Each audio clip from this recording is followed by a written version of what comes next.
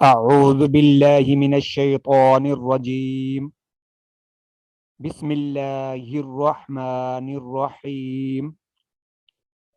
السلام عليكم ورحمة الله وبركاته. خيركم من تعلم القرآن وعلمه. تم میں سے بہترین انسان وہ ہے جس نے قرآن سیکھا اور دوسروں کو سکھایا. الف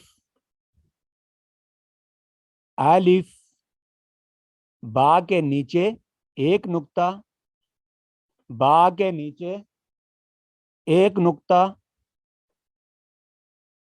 تا کے اوپر دو نقطے، تا کے اوپر دو نقطے،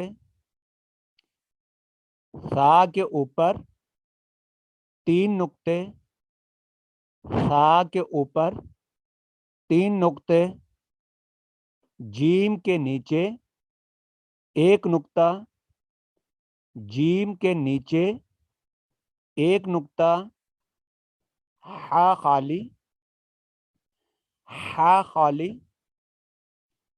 خو کے اوپر ایک نقطہ، خو کے اوپر ایک نقطہ، دال خالی، دال خالی، زال کے اوپر ایک نقطہ، زال کے اوپر ایک نقطہ، رو خالی، رو خالی. آئیے ہم مخارج کے ساتھ بڑھتے ہیں. الف، الف منہ کے خلا اور اوپر سامنے کے دانتوں کا کنارہ اور نچلے ہونٹوں کا اندرونی حصہ ملنے سے الف ادا ہوتا ہے. الف، با، با،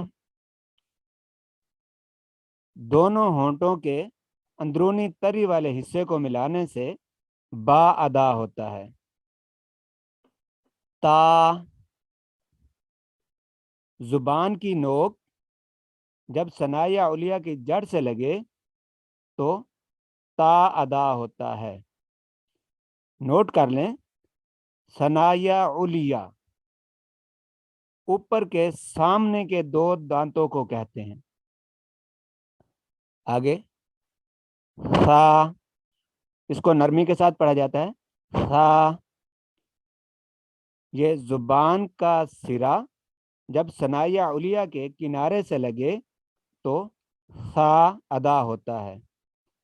سا، اس کو نرمی کے ساتھ پڑھتے ہیں. جیم، جیم، یہ زبان کا درمیان اوپر کے تالو کے درمیان سے لگے گا تو جیم ادا ہوگا. جیم. ہا، یہ باریک آواز میں پڑھا جائے گا. ہا، اس کو حروف حلقی کہتے ہیں. حروف حلقی. ہا، یہ حلق کے درمیان سے ادا ہوتا ہے. خو، خو، یہ بھی حروف حلقی ہے. ادنا حلق یعنی حلق کے اوپر والے حصے سے خو ادا ہوتا ہے. خو. دال، دال، یہ زبان کی نوک جب ثنایا علیہ کی جڑ سے لگے تو دال ادا ہوتا ہے. دال.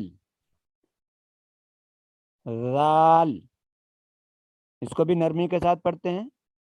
رال، زبان کی نوک یعنی زبان کا سرا جب ثنایا علیہ کے کنارے سے لگے تو رال ادا ہوتا ہے. رال. رو، رو، یہ زبان کی پشت اور اس کا کنارہ جب ثنایا اور رباعی کے مسوڑوں سے لگے تو رو ادا ہوتا ہے. رو. ایک مرتبہ دوبارہ دہراتے ہیں. الف، با، تا، ثا، جیم، حا، خو، دال، ذال، رو. یہ ہمارے پہلے سبق کا پہلا حصہ تھا. انشاءاللہ اگلی ویڈیو میں زا سے نون تک سیکھیں گے. شکریہ. انشاءاللہ اگلی ویڈیو میں ملیں گے. تب تک اللہ حافظ.